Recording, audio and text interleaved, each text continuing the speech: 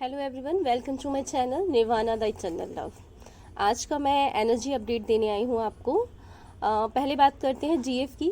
DF इस time पे थोड़ा हैवी महसूस कर सकती हैं, बॉडी में पेन हो सकता है, सर में थोड़ी हैवीनेस रहेगी, थ्रोट इश्यूज हो सकते हैं एंड आपको इस टाइम पे काफ़ी सारे हेल्थ इश्यूज आपको महसूस हो रहे होंगे।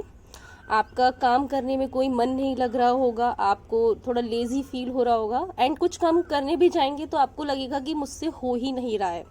आप ठीक से किसी भी काम को करने में फोकस नहीं कर पाएंगे, चाहे वो आपका मेडिटेशन हो। उस टाइम पर भी आप थोड़ा ओवर थिंकिंग कर सकते हैं।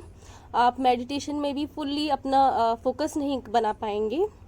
आपको थोड़ी इरिटेशन फील होगी, आपको हर चीज़ से ऐसा इरिटेशन सी फील हो रही होगी।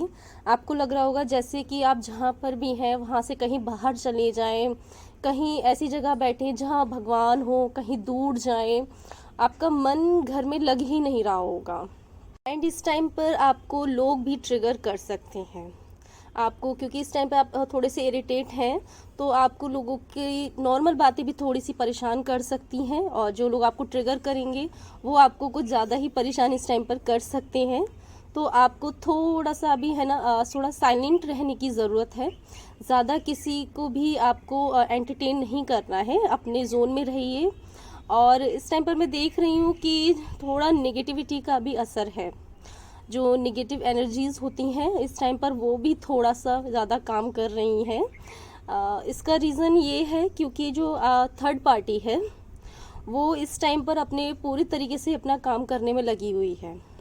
वो हर वो चीज़ कर रही है जो वो जिससे कि वो आपके रिलेशन को अब वापस से ठीक होने ही ना दे, क्योंकि उसको समझ में आ रहा है कि ये कर पाना अब उसके लिए बहुत मुश्किल चीज़ है। तो इसीलिए आपको फील हो सकता है कि इस टाइम पे कोई नेगेटिविटी का असर देख सकते हैं आप। तो उसके लिए आप क्या करें, आप थोड़ा चैंट करें और ईश्वर से कनेक्टेड रहें।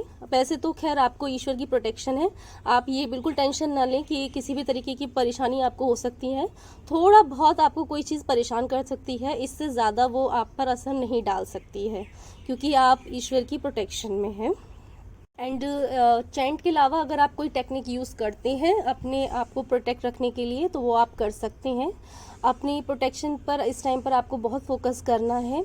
किसी भी नेगेटिविटी की वजह से आपको कर्मा क्रिएट नहीं करना है, क्योंकि वो उस टाइम कोशिश करेगी कि आप गलत थिंकिंग करें, कुछ गलत चीज़ें करें, तो आपको वो चीज़ें नहीं करनी है। इसके अलावा वो आपको इससे ज़्यादा कोई परेशानी नहीं दे सकती है, ठीक है। एंड आपका ये सारे रीज़न होने की वजह जो रीज़न है वो उसका रीज़न आपके डीएम भी हैं, क्योंकि इस टाइम जो आपके डीएम हैं वो बहुत ज़्यादा ही परेशान हैं, उनको हेल्थ इश्यूज़ बहुत ज़्यादा हैं और थर्ड पार्टी इस टाइम पर उन्हें बहुत बुरी तरीके से ट्रिगर कर रही है। आप ये समझ लीजिए कि इस टाइम उनकी जो कंडीशन है वो आप शायद फील भी नहीं कर सकते, आप समझ नहीं सकते।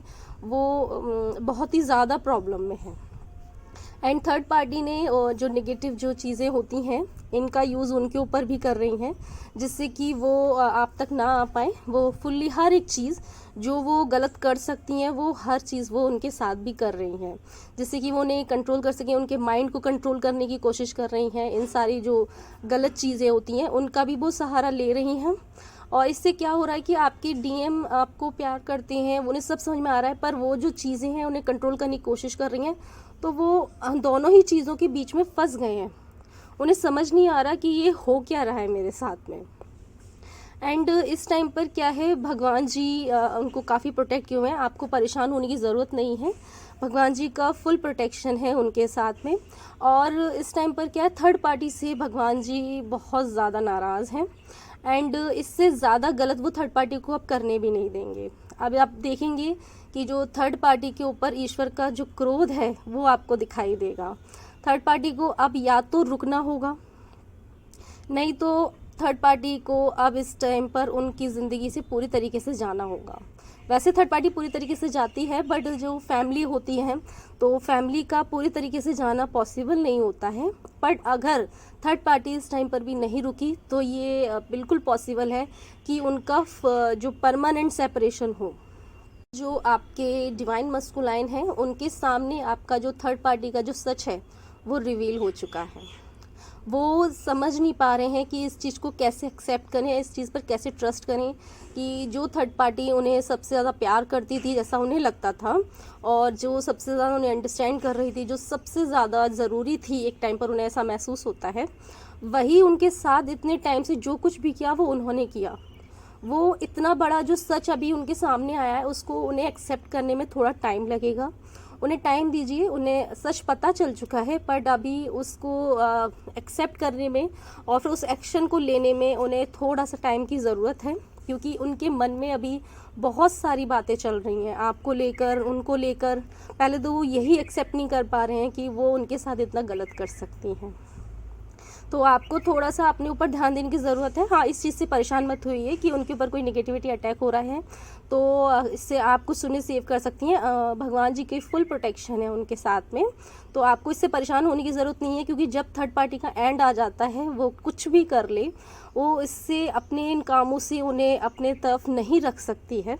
इनफैक्ट इस टाइम पर मैं देख रही हूँ कि ईश्वर सच में थर्ड पार्टी से बहुत बहुत नाराज़ हैं, गुस्से में है।